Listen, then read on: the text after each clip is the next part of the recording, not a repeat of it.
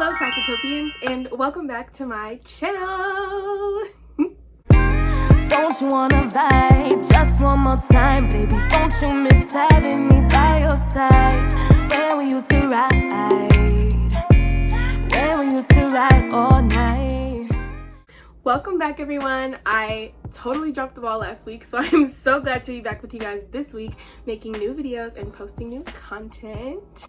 I dropped the ball for a good reason, though. It wasn't just I dropped the ball, but I have a lot going on right now. Can't wait to share with you guys what all is happening in my life, and I'm ready to get back to it this week. Even though I have not been procrastinating, and even though I've been on top of things, except for my YouTube channel, obviously, I missed a few days, but I felt this really strong pull in my heart to talk about something today that I have struggled with in the past, and I probably will continue to struggle with my entire life, and I know some of you guys struggle with it too, and I just thought we would address it today. Today's video is going to be all about victim mentality and overcoming self-pity.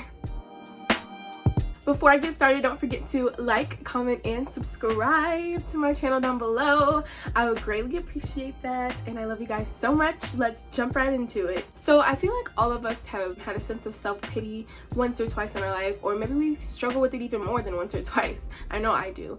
And this is just me trying to give you simple ways to get away from pitying yourself and getting more towards the mentality of empowering yourself and lifting yourself up and getting back to it. Instead of playing the victim and being all, woe is me, I want you guys to bounce back. My definition of self-pity is really when you get very overwhelmed and you just basically blame the world for everything. And I'm not saying that the world isn't at fault for some of the things that we go through and some of the things that we don't necessarily have to face. Me, personally, I lost my father. That wasn't my fault. But for a long time, the last 4 years, I've let it eat me alive instead of living my life and continue to do the things that I know I need to do like he would want me to. I took on this self-pity victim mentality where it's like, oh, I can't excel in life because XYZ happened to me, and because my life is so miserable, my life sucks, my life is in shambles, I can't be great because X, Y, and Z happened. But that's not true. Even though we may go through some of the worst experiences, some of the worst things that could ever possibly happen to us, we can still come back stronger, we can still bounce back, and we can still take those negative things and turn them into positives. Today I'm going to go ahead and give you 8 simple steps you can take to overcome self-pity and get out of the victim mentality. Number 1 is giving yourself compassion. I can personally say that I struggle to give myself compassion. I'm very hard on myself. I beat myself up constantly because I set out to do so many things and I have so many ambitions, and when they don't go my way, I sit back and I say, well, you're too stupid, or you're too lazy, or you're too this, or you're too that. And I don't give myself compassion, and I don't give myself kindness, and it makes it harder to bounce back when you're in a deep, dark situation. One method that I learned to combat this from Elevation Church, actually, I was watching a sermon by Elevation Church, and he was saying that when you say something, right after you say it, and that's just the way I like it.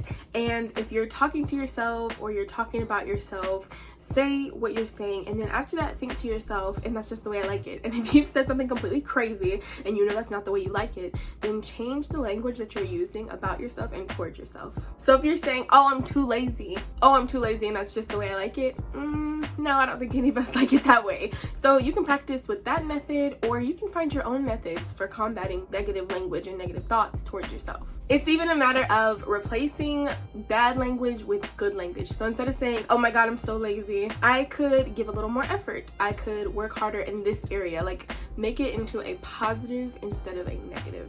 Always remember to love yourself and extend compassion to yourself, especially if you're one that's constantly extending compassion to other people like me. I constantly give other people kindness and compassion, and I don't offer the same to myself. So make sure you're always offering that same compassion and love and kindness to yourself that you're offering to other people. Number 2, you want to become aware of the pain that self-pity is causing you. Self-pity and victimization is causing you so much more pain than if you would just fix the problem, address the problem, get stuff done, instead of laying back and woe is me, I can't do this, I'm so awful. If you would just find positive ways to do what you need to do and get it done instead of sitting back and complaining, it's going to feel a lot better. And another thing, you can get it done quicker. If you know you need to lose some weight, instead of sitting back and saying, oh my God, I can't do this, you gotta make a plan and do it and you'll feel better and it'll get done quicker, and you won't sit around and mope for 3 more months before you get around to actually doing it. You might even get to a point like me where you're like, oh, I could have done this. I could have done this a year ago. And it sucks. It hurts a lot knowing that you didn't do what you said you were going to do. And now you're sitting here like, what the heck? What do I do? What's my next move? But if you would just start and get things done, it will make a world of difference, and you will feel way better than if you sit around and lay in your self-pity. Self-awareness goes right around with that. You know, I talk about self-awareness all the time because it's super important. But if you know yourself and you know what brings you pain, you know what brings you discomfort, you know what makes you uncomfortable, then work towards being better and doing better and noticing things about yourself and acting upon those things. It's all part of self-awareness. When you become aware of the pain of sitting around and moping all day and just how off balance your life will get, then you'll be able to look into yourself and make steps to move forward and do better. Number 3 is refuse the victim mentality. I've moved a lot more towards this. I oftentimes used to blame everything on my mom, blame everything on my dad, blame everything on my brother and sister, blame everything on everybody but me.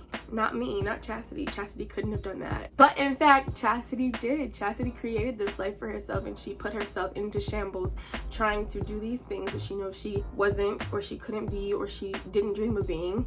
And now we're here. More and more every day, I focus less on what happened and more on what's coming, because constantly replaying that victim mentality and how this and this and this played out is going to just devastate you, and there's no reason to keep reliving the same stuff. Refusing the victim mentality can be simple. You can just say it to yourself. I refuse to blame everybody else for what's going on around me, because at the end of the day, I'm the only one that's suffering. Everybody around me is happy. You have to really realize that it's you causing these problems and not everything around you. I know for me as a believer, it's been very easy to substitute, it's your fault, you did this to me, the world sucks, the universe is killing me. It's been easier for me to say, God's gonna take care of it.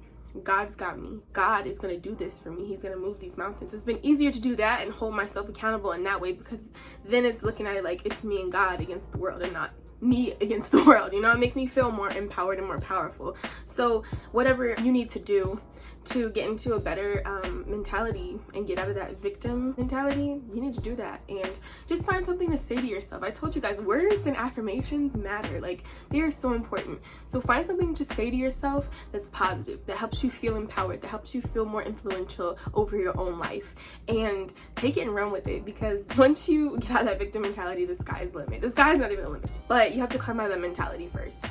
It could even be you waking up in the morning and say, I refuse to be the victim today. I have control over my life and I can do this. Number 4, change your hidden question. You guys might not even know what I'm talking about when I say change your hidden question, but I mean, like I mentioned in my other video, your why, your how, your when, your who. Change your bigger question that you constantly ask yourself.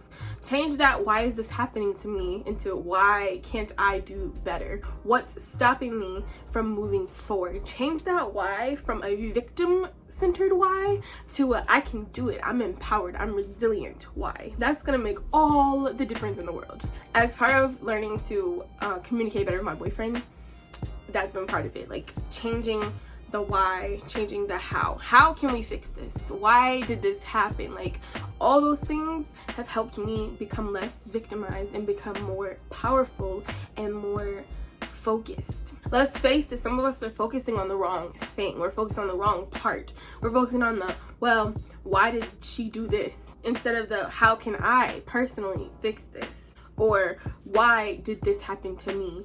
When you could be focusing on the, okay, this happened, but I can do this and I can become better, I can overcome it. Changing the way you think about it from, okay, this happened, I'm gonna let it kill me, to, okay, this happened, how can I go about it? What can I do to change it? Who can I reach out to? Changing that is gonna make a world difference. It just is. One easy practice you can pick up on is writing these things down. Write down your new questions. Say your new questions to yourself in the morning when you wake up. Say them before you go to bed. Just rewiring your brain to think differently, it just changes the whole game. It changes the entire way that you think and the way that you act upon those thoughts. Number 5, take responsibility for your own perception of things. We're all guilty of this. We're all guilty of this because you felt one way about a situation, you took it and you ran with it.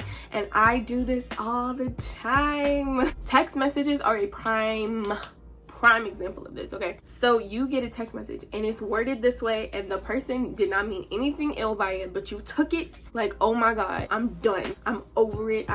This is like, I can't do this. And it's not even what the person meant, but just the way you interpret it. But then that person comes back and they try to explain, hey, this is actually what I meant. I wasn't trying to come off this way. I wasn't trying to do this. I wasn't trying to say anything like that. But you're already heated and you're being childish about it, right? This happens to me all the time, but I'm the person sending the text. I'm usually pretty good about, hey, it was a misunderstanding, but other people are not. And then it becomes like, you can either be mad at them too, or you can just let it go and move on with your life, which is what I have chosen to do recently, because a lot of people are misinterpreting things that I'm saying, and I didn't mean it that way. I've explained that I didn't mean it that way, but they still take it that way and ran with it, and they're letting it have power over their life, and I'm not letting it have power over my life. The reason this happens is because we fail to take responsibility for our own perception of the way things play out. And when you fail to do that, it makes it 10 times harder to communicate with people. It makes it harder on you. It makes it harder on them. It makes a gap in between the two of you, and things just get really ugly. And you can choose to either play the victim in this scenario, or you can choose to be like, hey, this is what I meant. It's up to you now. You can deal with it how you feel is best, but this is what I meant. Had no intentions of being ill, and let it go. Me personally, when I said that I did not have ill intentions, I didn't have ill intentions. I meant it. I meant it. I meant it. I meant it. And like I said, it's up to other people how they perceive you, and it's up to you how you perceive other people. And instead of asking, hey, can you clarify this? Or hey, maybe I'm not understanding what you're saying, it becomes a big ugly thing, and it doesn't have to. So my advice to you is, whether you're on one side of that conversation or the other, don't play the victim. Communicate better, ask for clarification, and if it does turn to a big blow up thing, walk away from it, because that's the best decision you can make for yourself. Don't hold on to a grudge. It's just not good for anybody. Number 6, embrace courage and be kind. Embracing your inner courage is a huge part of victim mentality. When you're scared, when you're frustrated, when you are feeling like the smallest person, you're feeling so puny and weak, that's when that victim mentality comes and creeps in on you and is like, well, you're scared, but is it really your fault? You know, everybody else did so many things to you and you just went through so many bad experiences. Like, maybe you shouldn't be courageous anymore. Maybe you should just fall back into the background and play the victim and act like everything else is what's wrong with you. We have to cut that out, or we're never going to get anything done. We're never going to be successful, and we're never going to have a path in life, because you have to be courageous. You have to be willing to put forth your best effort at everything you do, no matter the outcome, because failures are what make us or what break us. Failures can either break you down and make you feel miserable, or they can encourage you to do it again, try again, do better. If you let it break you, you're playing into that victim mentality. You're listening to your little, you know how you have the angel and the devil on your shoulder. You listen to the devil and he's telling you can't do it, you can't be good at this, it's not for you. Or you can listen to this inner voice telling you, hey, you failed, but you did it. Try it again.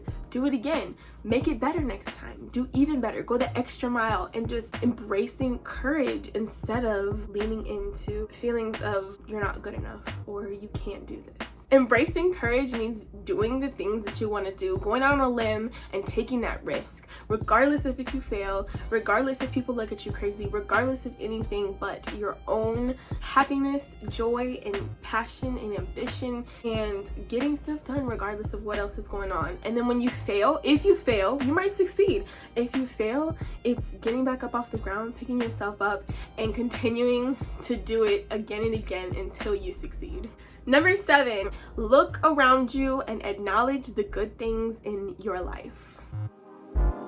I filmed a whole video about gratitude for you guys. You guys hold on to gratitude. It's so important. It's important when it comes to karma. It's important when it comes to your inner peace. It's just important. Gratitude is so important. You have to have gratitude. You have to be grateful for the people in your life, the things in your life, the experiences in your life. And when you become grateful for all those things, good or bad, and you know, this is about embracing the good things, but good or bad, embracing those things, you let go of that mentality of being the victim, and you become more empowered and powerful over your own life. People who play the victim don't ever acknowledge the good things in their life. They're always talking about what happened to them, why they're in this certain situation that they're in. They're always talking about the bad things, the losses, the negatives. But if you start embracing the good things, even when stuff is bad, okay, I lost my car. I lost my car.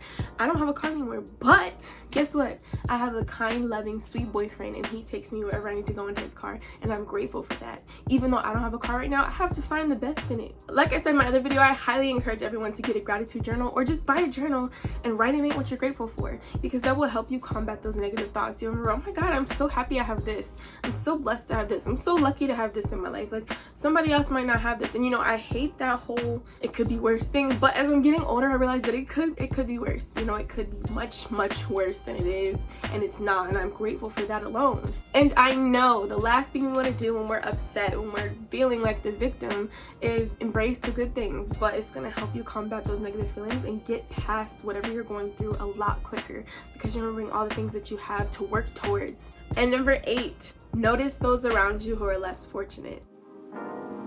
Like I said, I don't really like the whole it could be worse, because sometimes we're really feeling bad. Sometimes we need to just sit down in the middle of our storm and just realize what's going on around us and think about it. But at the same time, you should remember that it could be a whole lot worse than what you're going through. And I know things might feel like the worst, but there's a positive in every negative. I came home from college and it was very disappointing. I was in my own apartment and stuff up there, and I was trying to make it work, but it just didn't. I came home to my mom's house, and that was very disappointing for myself. But I could have not come home to anything. I could have come home to be on the street. But I'm blessed and I'm lucky enough that I did. I had a place to come home and call my home and just be with my family. Remembering that there's others that are less fortunate and giving back to them. Not only noticing, but giving back to them. I love to volunteer. I love to give back. And I encourage you guys to do so too, because it'll make you feel very good. And it'll make you feel like, hey, I'm not the victim. These people, they're not even acting like they're the victim, but they are the victims. And it'll just change the whole perspective you have on life, because you have so much to be grateful for. I hope this video either encouraged you or empowered you a little bit to feel more confident in yourself and feel like you can go and kick that victim mentality to the curb. I felt so important to make this video because I go through this every day, and I know somebody else does. I know that we struggle, and now that I'm getting closer to reaching a lot of my goals in life, that I'm just really excited about all this stuff, I wanted to go ahead and make this video because I know that some of us are struggling. I know that some of us are like, this will never happen for me, I can never do this. But just keep being encouraged and keep loving yourself and being kind and offering compassion to yourself, and keep going, most importantly, because there's nothing in this world that can stop you but you. Don't forget to like, comment, and subscribe to my channel down below. I love you guys so much, and I'm so glad that you were here with me today. So glad to be filming a video, and I can't wait to see you later again this week. Adios, Chasitopians! Mwah!